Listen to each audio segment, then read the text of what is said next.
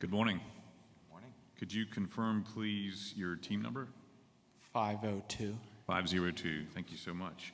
Well, welcome to Washington, D.C., Team 502, and congratulations on making the final round of the Fiscal Challenge.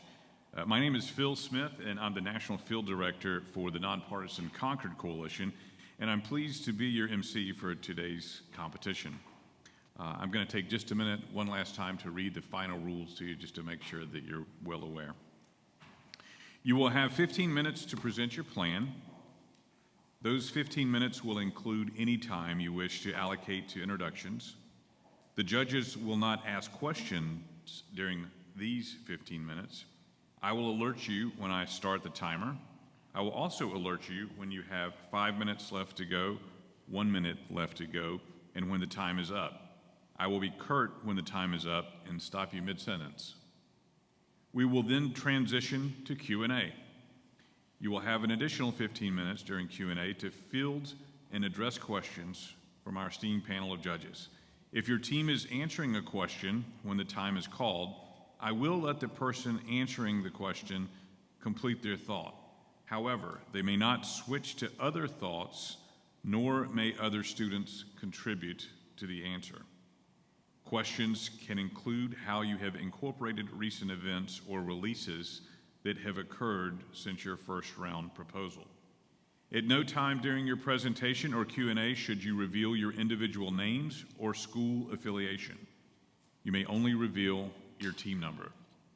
Faculty advisors may be in the audience for both presentation and Q&A, but may not participate. Once your team has finished, you may join the audience to watch other teams. You may now begin. When you are ready, I will start the timer when you begin speaking. Good morning. This is Team 502 presenting our fiscal policy proposal for the 2025 Fiscal Challenge. On the agenda today, we will be covering background and an overview of our current fiscal situation. Moving into policy proposals, we will go through economic growth and productivity, revenue generation, and expenditure sustainability. Then we will briefly cover interest outlook before moving into a final policy impact overview. So this here is an overview of our current debt to GDP ratio from 1940 all the way through 2055. As you can see, there are noticeable peaks for World War II, the Great Recession and coronavirus pandemic, and then post-2024 is CBO projections. So on the left, you can see federal outlays by category of GDP, and you can see discretionary spending has been a large percentage of GDP, but slowly declined in contrast to the rise of Medicare, interest payments, Social Security, and other mandatory spending rising as percentages of GDP and projected to continue to rise. And then on the other side, you can see revenues and outlays from the last 50 years and how revenues and outlays have been kind of close together, but have widened in recent years and are projected to widen with larger federal deficits. So our first policy reform is that we plan to double the number of legal immigrants to the U.S. from 1.3 million to 2.6 million per year. And we're going to require all new immigrants to purchase private health insurance without federal subsidies, so no Medicaid or Obamacare. And so the benefits of this is that it boosts the U.S. workforce and counters our demographic challenges. So currently we have an aging population in the U.S., and our birth rate is below the replacement rate of 2.1, and so we have a declining workforce and declining population. And so letting more immigrants come solves both of those problems. Additionally, this reduces taxpayer burden by having immigrants cover their own healthcare costs. However, this will mean that there's higher demand for healthcare services that could drive up costs as well as strain existing providers. Immigrants will face challenges in finding affordable health insurance, and population growth means that more infrastructure and housing are needed. But so over 30 years, the revenue and expenditure savings increase is $30.5 trillion, a GDP increase of 3%, and a debt to GDP ratio improvement of 67 percentage points. Also with that, we're going to ban single-family zoning within U.S. census-designated urban areas with populations exceeding 500,000. So how we're going to accomplish this is that we're going to restrict federal funds to cities that do not adopt these zoning policies and use that as leverage for cities and municipalities to adopt these regulations. Now, this will promote higher density housing, which can lead to more affordable housing options. This encourages urban growth and more efficient use of land, meaning an increase in GDP, as well as addressing housing shortages in major metropolitan areas. And so with that, we're going to let in over 30 million new immigrants over the next 30 years, and so that will also help to address the housing shortages that will be faced by a rising population. Now, the compromises of this policy is that reduces local autonomy over zoning, as well as decrease in property value for single-family homeowners within these municipalities. Now, this will increase our GDP over 30 years by 9%, as well as a debt-to-GDP ratio improvement of 14 percentage points. All right, so now that we have a strong backbone for economic growth and productivity, we're moving into our revenue generation policies. So first up, we have tax deductions. Under current policy, there's, of course, standardized deductions and itemized deductions. Itemized deductions for things like mortgage, state and local income tax, and charitable contributions. Our policy proposal is that we eliminate all itemized deductions except for charitable contributions, maintaining the standardized deductions, of course, adjusting for inflation over time. The main benefit of this is that it reduces our tax code complexity and it incentivizes charitable contributions. It also reduces economic distortions. The compromises for this are that there are loss deductions for high-income earners. Families in the top 10% of the income distribution will bear approximately 75% of the overall burden of this tax increase. There will also be higher taxes for individuals in high-tax states and an increased tax burden for homeowners. Over the next 30 years, this will lead to a $9 trillion increase in revenues with a 19 percentage point reduction in our debt-to-GDP ratio. Next, we have carbon tax. So we will be implementing a $50 carbon tax per ton of carbon emitted, levied from fuel suppliers for coal, oil, and natural gas products.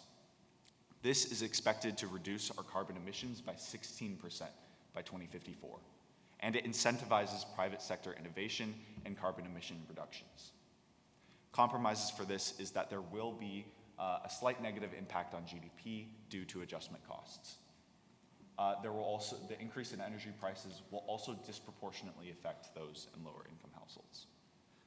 Over the next 30 years, this will lead to a $2.4 trillion increase in revenues, 0.5% reduction in decrease in GDP, and a 4 percentage point improvement to our debt to GDP ratio.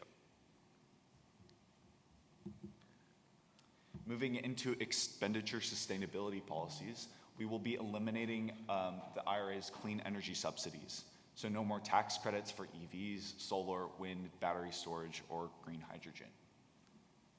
This is encouraging market-driven solutions for clean energy tied back into our carbon tax proposal. We believe that the carbon tax will be much more effective at incentivizing clean energy production than the clean energy subsidies that currently exist.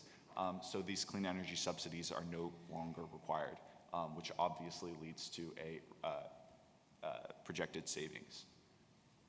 The compromises for this is a possible slow in the transition to clean energy, and industries reliant on these subsidies are, of course, going to face some financial issues. Expenditures, it saves us $825 billion over 30 years. It's 10 years with the sunset of the Inflation Reduction Act. And this leads to a 1.6 percentage point reduction in our debt to GDP ratio.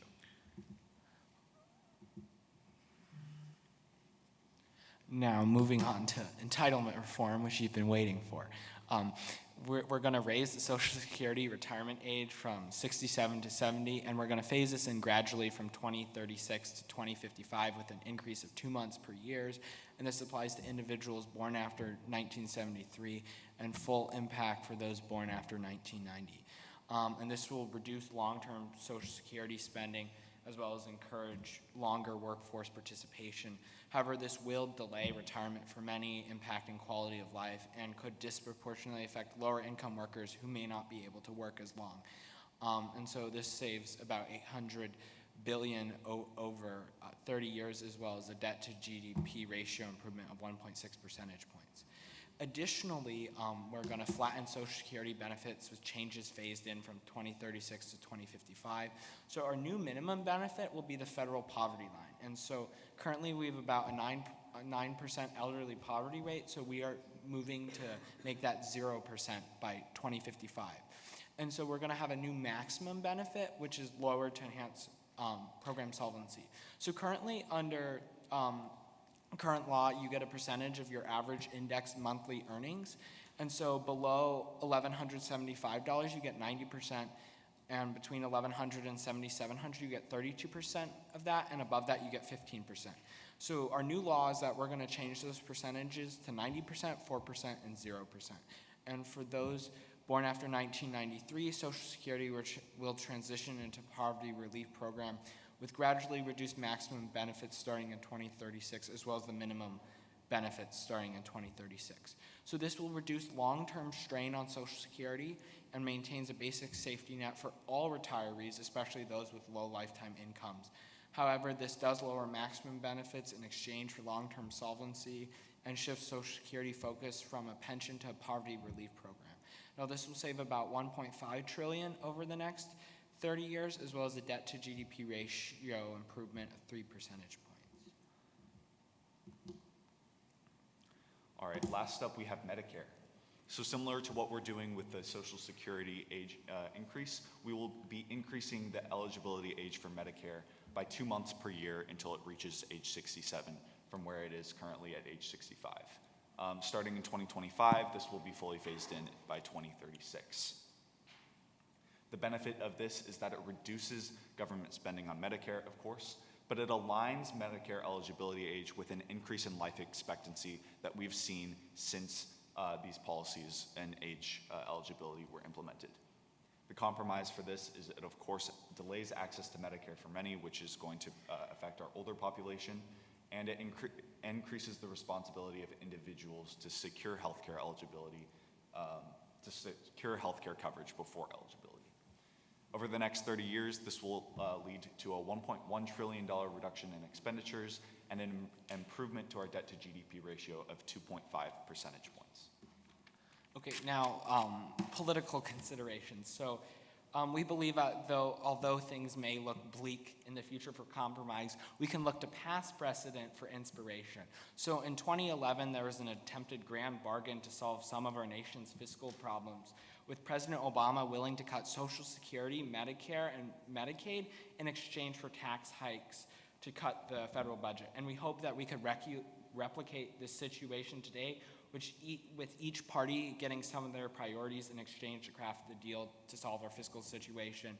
And we believe this is possible, although Congress will probably have to be dragged kicking and screaming. But we believe that's possible. Also for immigration reform, if you remember the Gang of Eight in 2013, a bipartisan group of senators proposed a bill that actually passed the Senate with overwhelming majority to overhaul our immigration system. So we believe if a president pushed for that, that could definitely happen.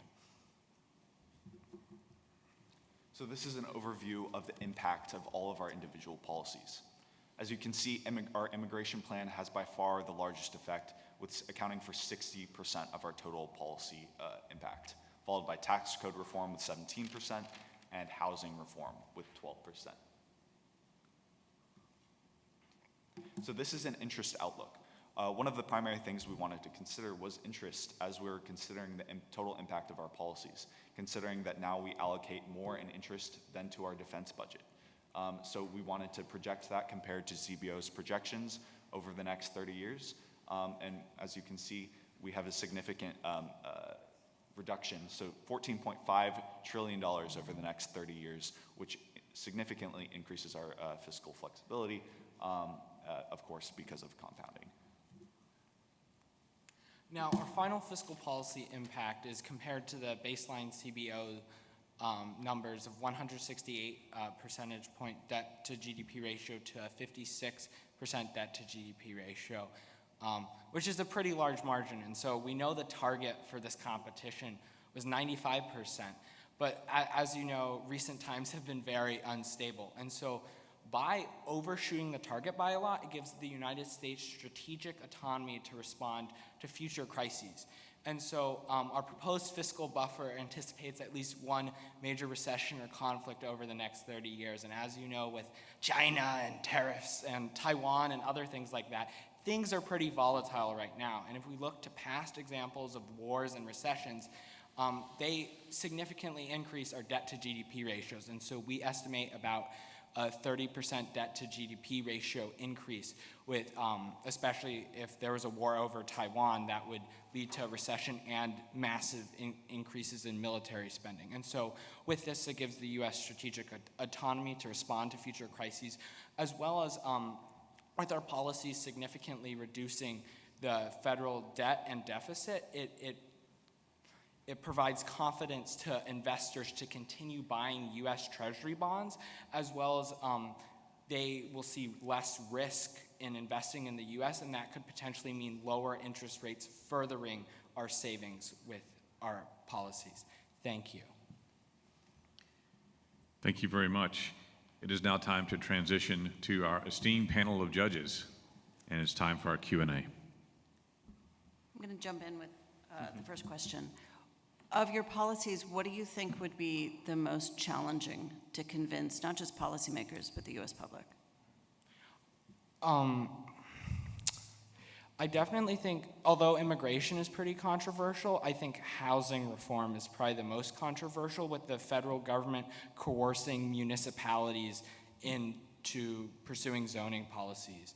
Although we do have past precedent for that. For example, in 1984, the drinking age was tied to highway funding, with the Congress mandating that states would get their highway funding cut if they didn't raise the drinking age to 21. And so now all states have a drinking age of 21. So.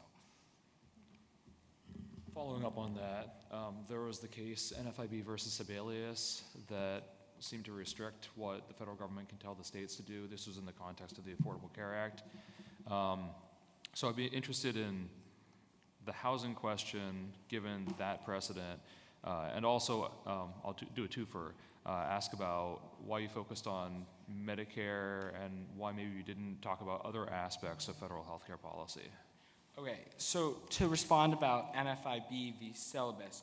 So there's a difference between mandatory entitlement spending and the federal government cutting discretionary spending. And so if we go back to South Dakota v. Dole in 1987, which actually upheld Congress tying the alcohol age to highway funding, because that was not crazy coercive compared to the government saying we will cut your Medicaid funding and Medicare funding unless you go along with Obamacare. And so there's a difference in levels, and it's not, although federal funding does play a role in city budgets, it's not an overwhelming majority, and we believe it would be found constitutional.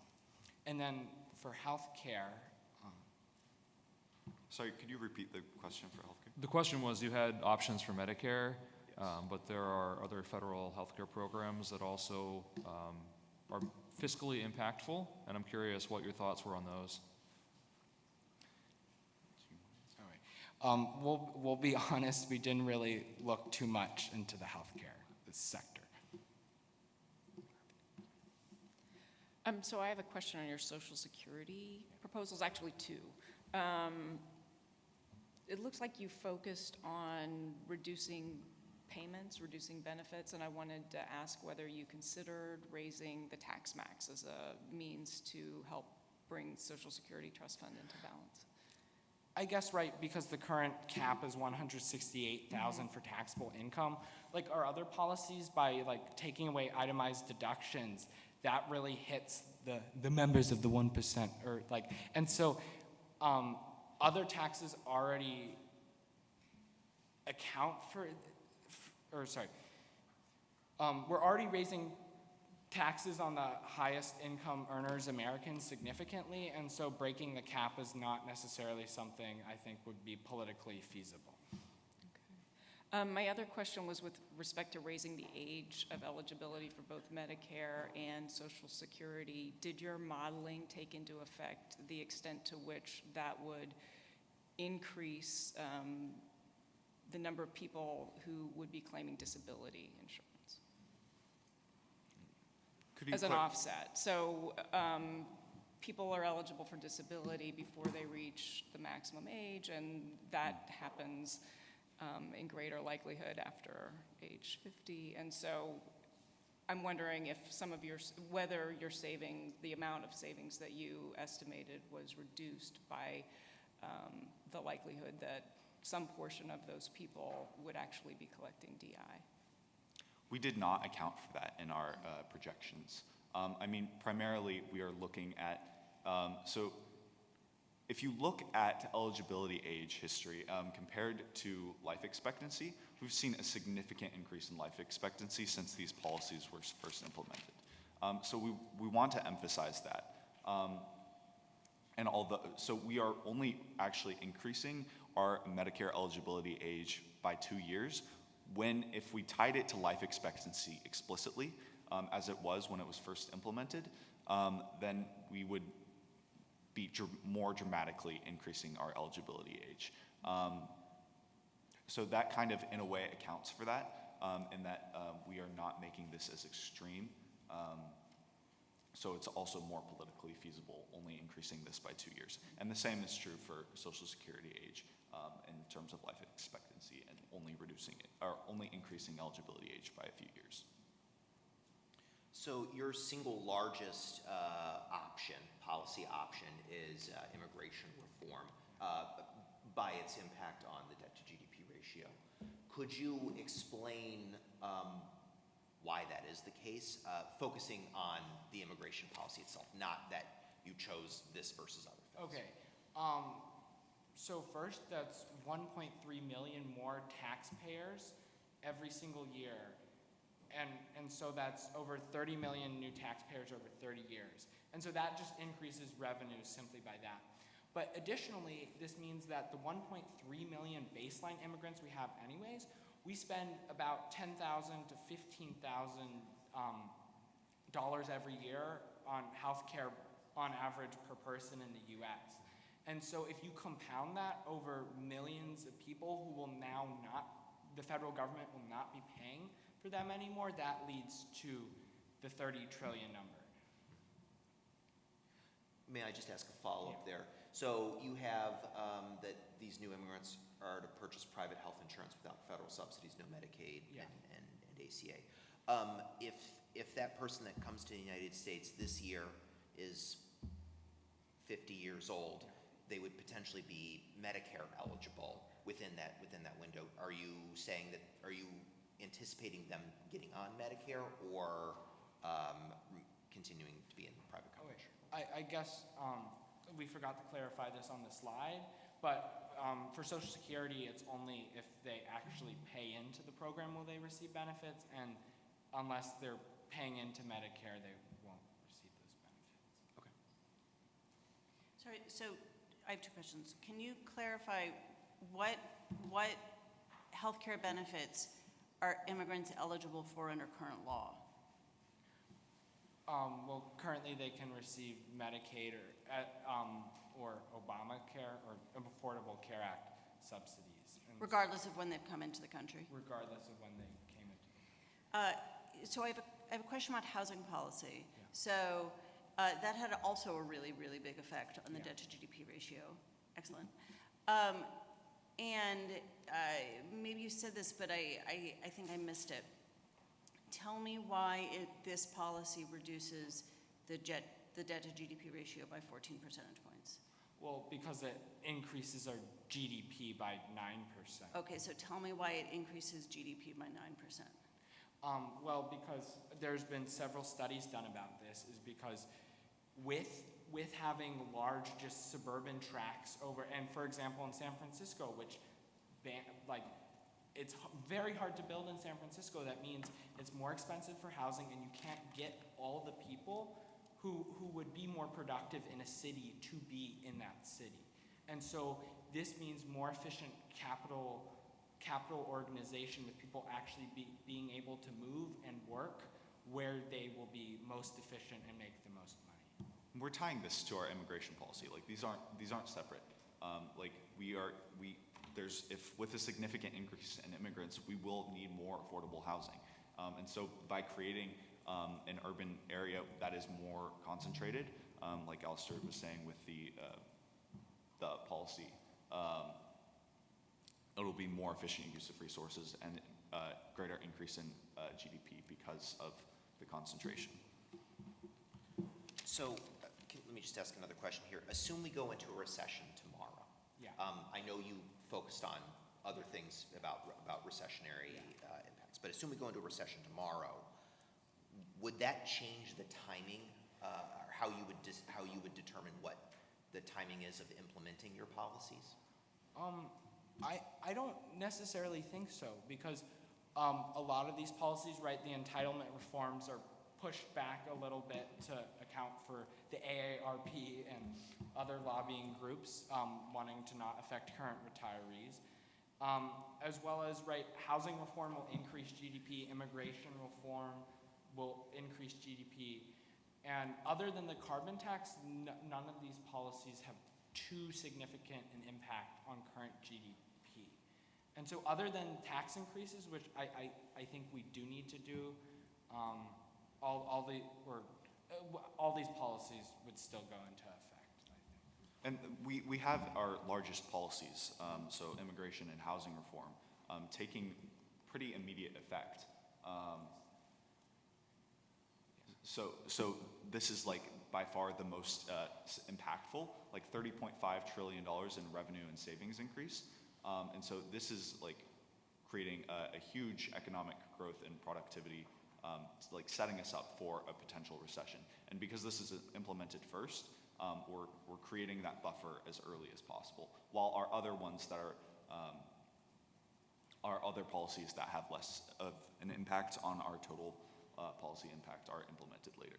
So I have a couple questions about tax policy.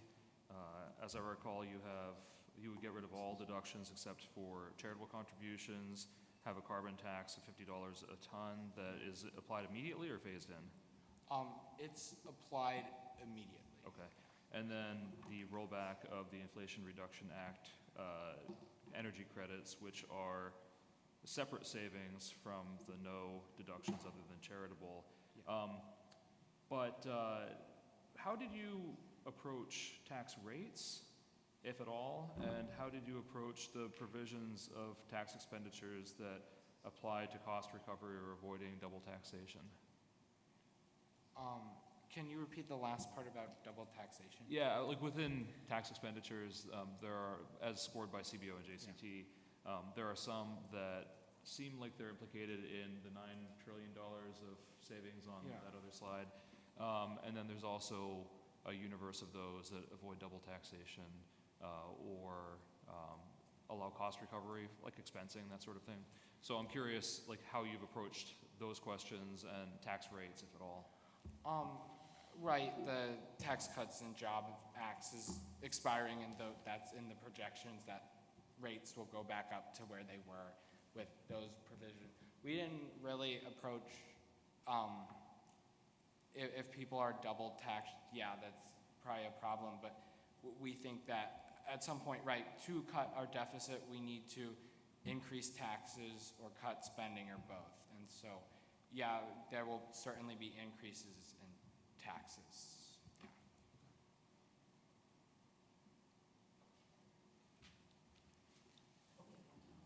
We do. I wanted to, staying on taxes, so you're keeping just the charitable deduction, is that right? Yeah. Would there be any safeguards involved in that so there can be a lot of charities that might have,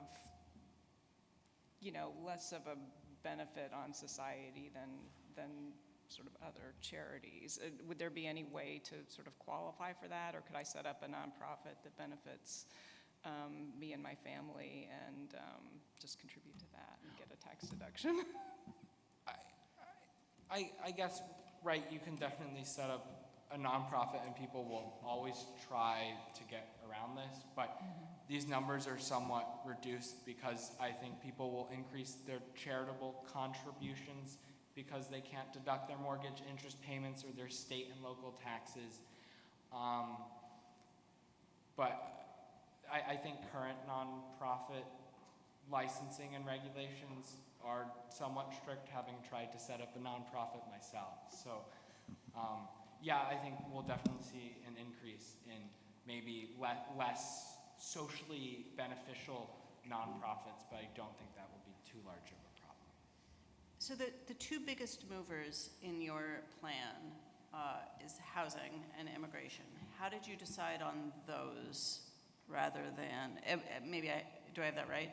And how did you decide on those and not either a collection of smaller ideas or other big ideas?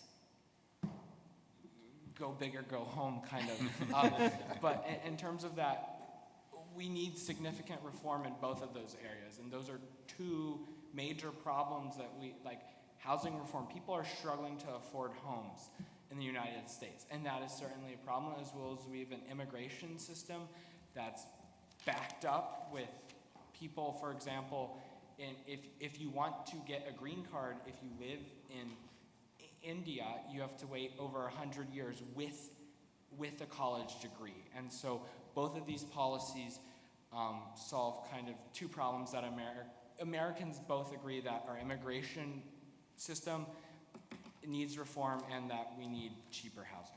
Team 502, your time has expired. Thank you for your presentation.